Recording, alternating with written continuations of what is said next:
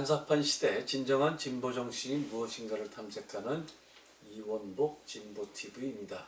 이원복 TV는 진보 정신의 학문적 배경을 살펴보기 위하여 학문의 왕도를, 진보 정신의 한국적 적용을 살펴보고자 정치평론을 운영하는 중입니다.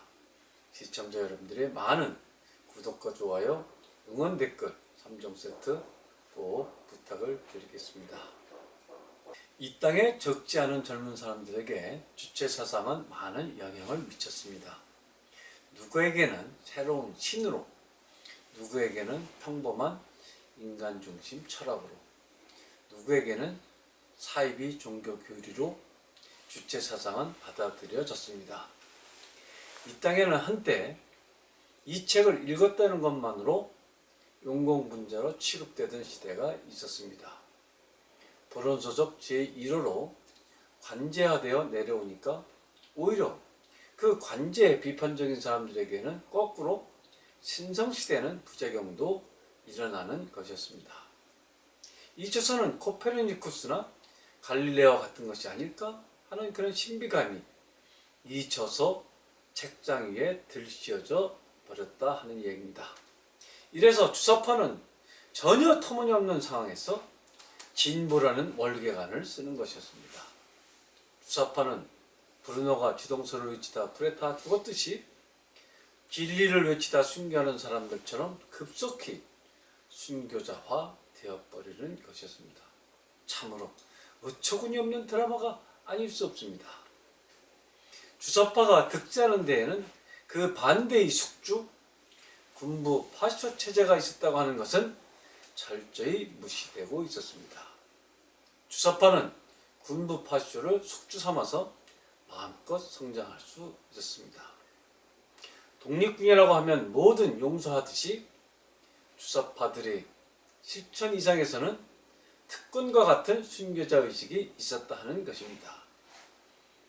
오늘 비록 짧지만 주체 사상의 인식론적, 현장 실용론적 한계들을 살피는 서장을 열고자 합니다. 한국사에서는 대단히 중요한 주제이니 시청자 여러분들 많은 구독과 좋아요, 날선 시청을 부탁을 드리겠습니다.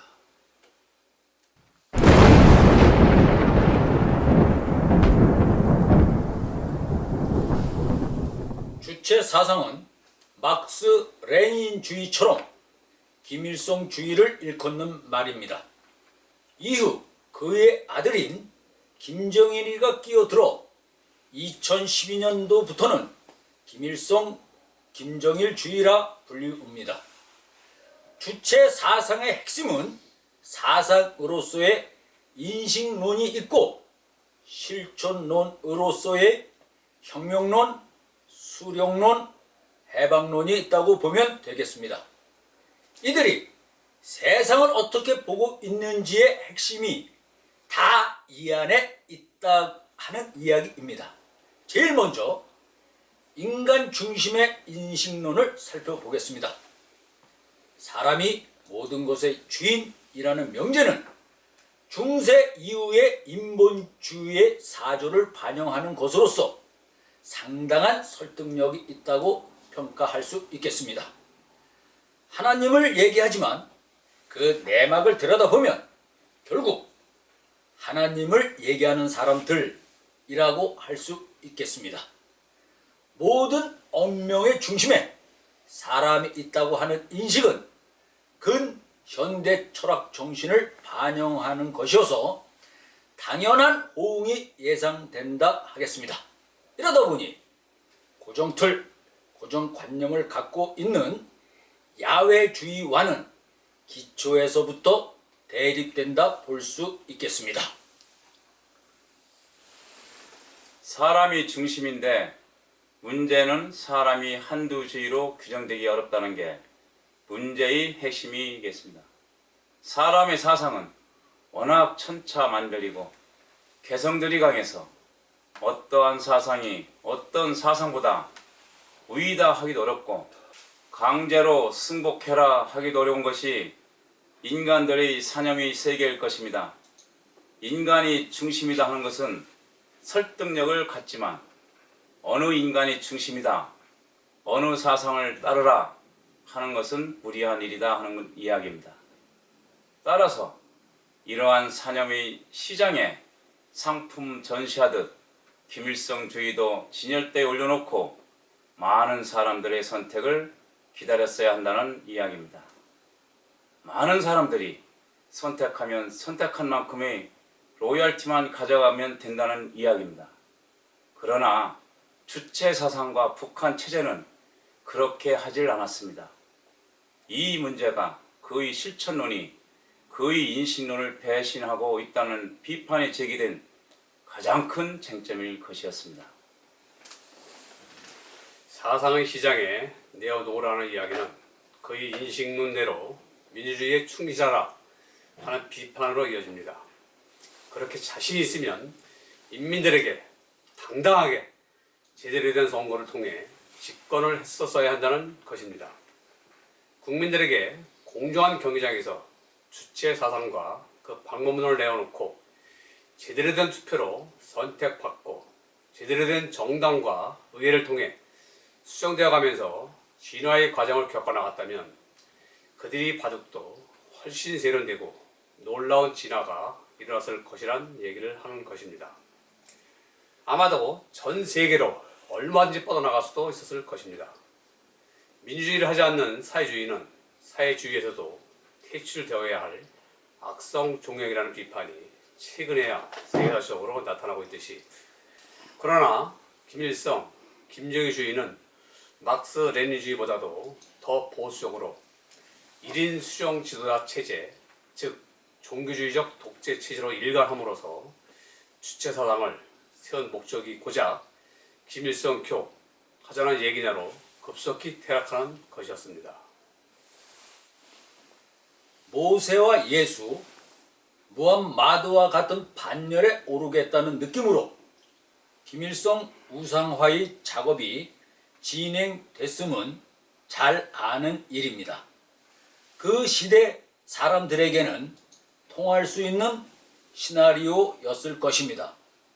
왕정이 폐기되고 그 대안으로 영웅을 내세우는 것이었으니까 얼마든지 솔방울로 수류탄을 만드시는 신격화를 상상해 볼 수 있었던 시대였단 뜻입니다. 그러나 이러한 버전으로 끊임없이 변화되고 있는 새로운 시대, 21세기 초과학 문명 시대의 젊은이들에게 이 수준의 버전으로 표를 얻을 수 있겠습니까? 인식론상의 인간 중심 철학도 대단한 이론도 아닌 것이고, 또 혼자만 지적 재산권을 갖는 그런 이론일 수도 없는 것입니다. 그런 그럴듯한 주장을 하는구나 하면 될 일을 국가의 지도 이념으로, 종교화된 실천 이념으로까지 확대하여 1인 독재 체제를 구축해 놓았으니 이는 철학 일반에 대한 모욕일 뿐만 아니라 사람을 도구화했다는 비판에서 결코 자유로울 수 없는 기형이었음이 분명하다 하겠습니다. 철학 일반 언론에서 어떻게 사회혁명론이 나오게 되는지부터 김일성주의는 난관에 봉착해 있었습니다. 이들은 인간이 중심이다 하면서도 선각된 인간과 따라야 할 대중으로 인간을 구분하기 시작합니다. 인민대중은 당과 수령의 올바른 영도를 받아야 한다고 일찍이 선을 긋고 있는데, 이는 예수나 무하마드와 같은 신정정치를 흉내낸 것이며, 이로써 자신은 바로 신이다 하고 선포하는 행위와 같다고 봐야 할 것입니다. 이시 왕조 체제가 무너진 자리에 김씨 신정 체제가 들어서는 역사가 펼쳐지기 시작하였습니다. 공산당 언론에도 없는 김일성교가 이제부터 본격적으로 나타나기 시작합니다. 기독교 안에도 수많은 사이비 종파, 사이비 교주들이 나타나듯이 막스, 레닌주의 안에서도 사이비 공산주의 운동이 나타났다고 보면 되겠습니다. 조선 인민들이나 대한민국 국민들이나 지적, 철학적, 지성적 수준이 어떤 궤도에 올라와 있질 못하니까 이러한 사이비들이 한 영역을 구축하고 다 나를 따르라 해도 그것이 통하는 그런 레벨의 시대상이었다 하는 이야기입니다. 이들은 자주성, 창조성, 의식성과 같은 좋은 용어들을 다 동원하면서 인간 스스로가 깨어 일어나서 당이 만들어지는 것이 아니고 먼저 하늘에서 뚝 떨어져 내려온 당으로부터 지도를 받아서 인간이 자주적이 되고 창조적이 되며 의식이 있는 인간이 된다고 이야기하는 것입니다. 이들이 의식하는 이러한 허위의식에 의해 궤도에 오른 종교주의와 특징이 있는 것이었습니다. 순서가 잘못되어도 한참 잘못된 이론이라 하겠습니다. 이런 도구만은 김일성이 둔 바둑만 최고의 바둑이며 이 바둑 이외의 바둑은 허용할 수 없다 하는 논지와 비슷해 보입니다. 인간이 수많은 창조적 사념과 개성, 상상력, 계산력 이러한 것들을 깡그리 무시하고 전통적 종교주의자들이 범한 교리 숭배주의를 그대로 답습했다는 비판에서 벗어나기 어려울 것입니다. 김일성의 사상이 최고봉이 아니고 후진들이 더 높은 이상을 얼마든지 보태줘야 한다는 기본을 잊어버리고 나만을 따르고 나만을 인정해야 한다고 언론을 썼으니 이 바둑이 최고의 바둑이 될 수가 있겠습니까? 그야말로 옛날 순장 바둑에 머물고 있는 것이 주체 사상이나 비판이 나오는 이유가 바로 이 지점일 것입니다. 1940년대에서부터 1980년대까지 한국 철학의 실력이 이 주체사상 하나를 제대로 비판할 수 없는 수준이었다 봐야 할 것입니다. 한국 철학은 서양 철학을 베껴서 소개하는 수준이었고 순수 한국 철학이라고 해봤자 고작 불교 철학, 유교 철학, 동학 철학 정도를 인용하는 정도였으니 이런 수준 낮은 주체 철학이 횡행을 해도 한마디 제대로 비평도 못했던 것이 저간의 사정이었다 해야 하겠습니다. 인문학과, 사회과학이 따로들 놀았으며 논리의 비약이라든가 논리의 오류들조차도 제대로 짚어내지를 못했다 하는 그런 이야기입니다. 국제사회주의자 그룹 ISTA에서는 민주주의를 하지 아니하는 사회주의는 이미 사회주의가 아니다 하는 성명을 내놓을 정도였는데 이런 비평 하나 내는 집단들이 없었으니 참으로 한심한 세월을 살았다 해야 할 것입니다. 오늘은 여기까지 하겠습니다. 주체사상 비판은 한반도의 반쪽, 북쪽을 통치했던 통치 이데올로기였으므로 그 영향이 방대하다 하겠습니다. 지금도 주사파 세력들에 의한 대한민국 사회 지배 전략 전술이 계속되고 있으므로 이 주체 사상이 무엇이고 무엇이 문제인지를 정확하게 아는 것은 대한민국 역사를 바로 지키기 위한 매우 시급하고 중대한 과제다 하겠습니다. 따라서 이원복 진보TV에서는 우리가 밝히는 주체 사상 비판은 오늘에 그치지 않고 그 엑기스들을 모아서 총 3회까지 연재할 계획이라는 점을 밝혀둡니다. 따라서 다음 회차에서는 실천론을 중심으로 세팅되어 있는 수령론에 대해 어떤 문제점들이 있는지 상세히 다뤄보도록 하겠습니다. 수령론을 살펴보게 되면 예수나 무함마드를 김일성이 롤 모델로 했구나 하는 것을 금세 알아차릴 수 있을 것입니다. 오늘은 여기까지 하겠습니다. 여러분 좋으셨다면 구독과 좋아요, 응원 댓글 꼭 부탁을 드리겠습니다. 여러분의 응원이 저희 방송이 명품 방송이 되는데 결정적인 역할을 해 주실 것입니다.